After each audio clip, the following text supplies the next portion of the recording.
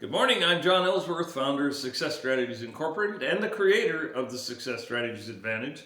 I want to thank you for listening today. And my presentation I've entitled, What is your mission this year? What is your mission this year? We are facing a new year with new exciting challenges, and I think we should enter the new year with a sense of excitement, if you will. Excitement about all the things we can possibly achieve and how we do that. What are your primary objectives for this year? And please do not underestimate the power of this question. What are your primary objectives this year? What do you want to see happen? Because the alternative is scary. And that is one of meandering through life, through business, and just taking what life throws at you. Now, I know there's been recent inflation, high interest rates, perhaps some overregulation of businesses. But I want to tell you that if we don't get past those things, they will cause a general sense of malaise, of bitterness. We lose our enthusiasm. But as the Greco-Roman philosopher Epictetus stated, and I quote, "The more we value those things outside our control, the less control we have." End of quote.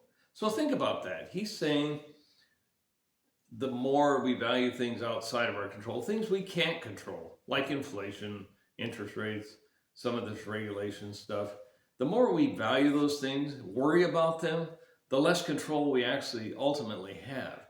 So worrying about those items that are out of our control doesn't make any sense.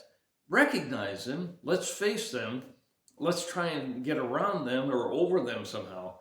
But worrying about them and valuing those things we have no control over doesn't make any sense. Because ultimately what it does is it creates a sense of helplessness.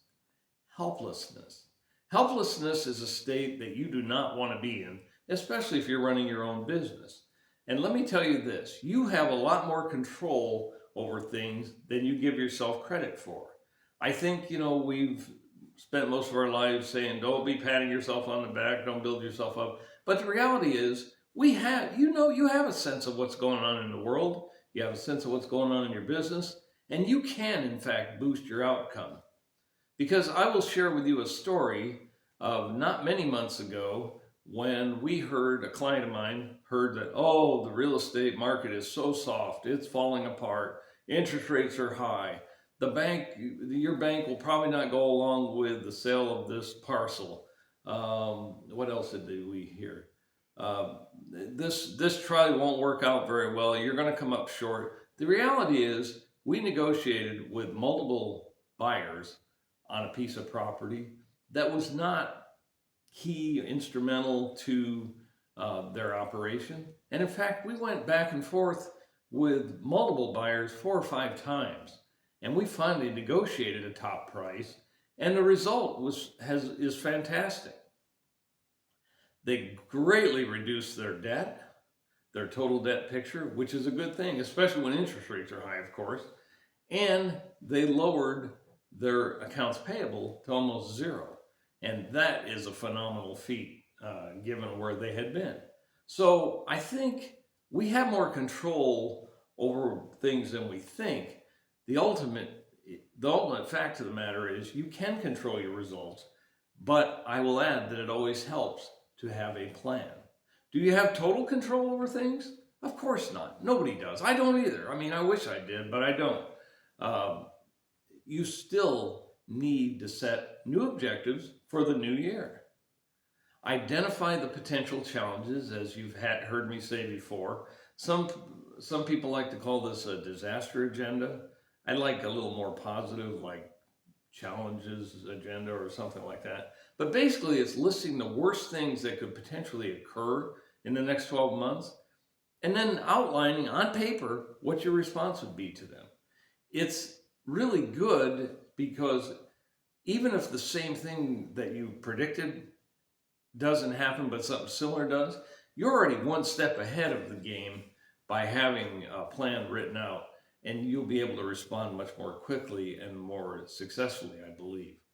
So set the steps for your plan, for your objectives that you've determined. Set the steps you're going to take.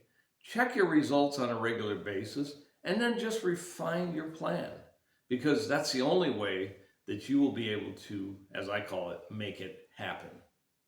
As Speaker H. Stanley Judd says, and I quote, "A good plan is like a roadmap.